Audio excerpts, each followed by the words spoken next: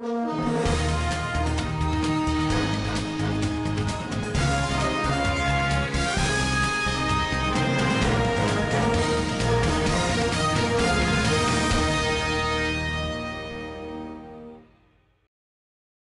problématique. Parlons à présent, professeur Mamadou Diouf, invité d'objection, de la Casamance. La Casamance, l'armée sénégalaise passe à l'offensive, accélère le démantèlement des bases de Salif Sadio, vif ou mort, et en finir avec la rébellion.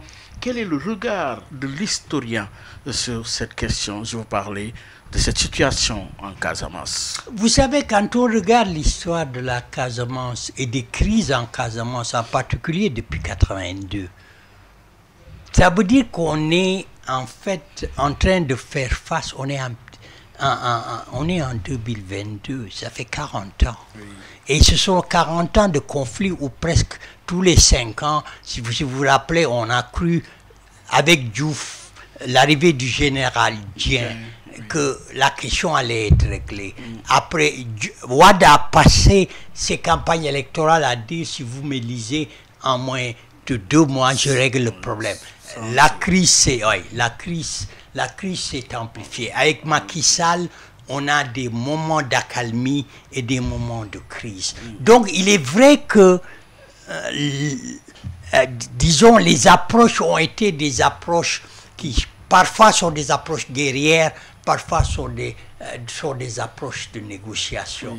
Mais il est très clair que la phase actuelle est une nouvelle phase guerrière, où on se dit que ça va être la fin.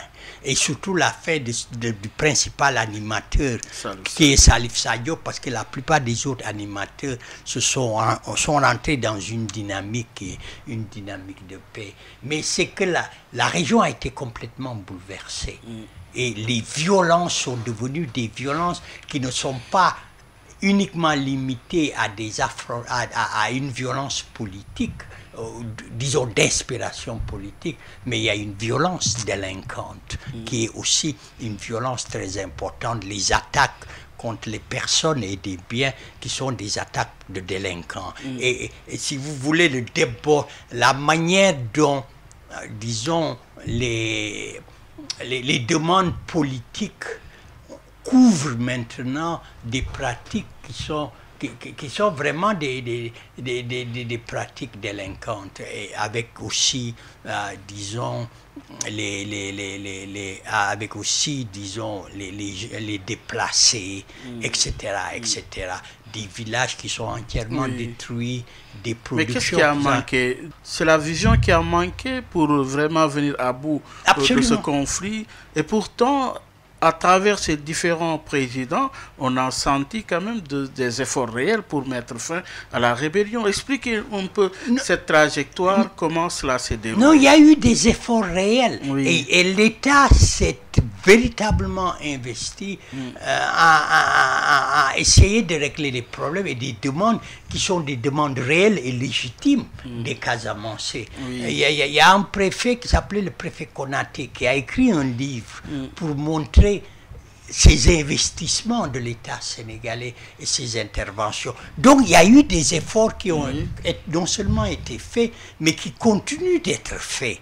Mais pourtant, ça ne règle pas la grande problématique qui est la problématique d'une insertion de cette région dans l'État sénégalais et d'un travail qui est un travail d'inclusion.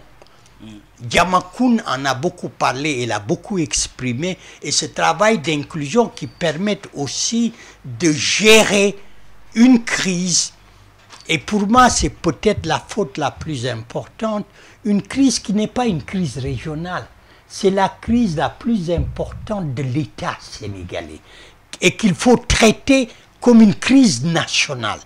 C'est-à-dire qu'on a à la limite besoin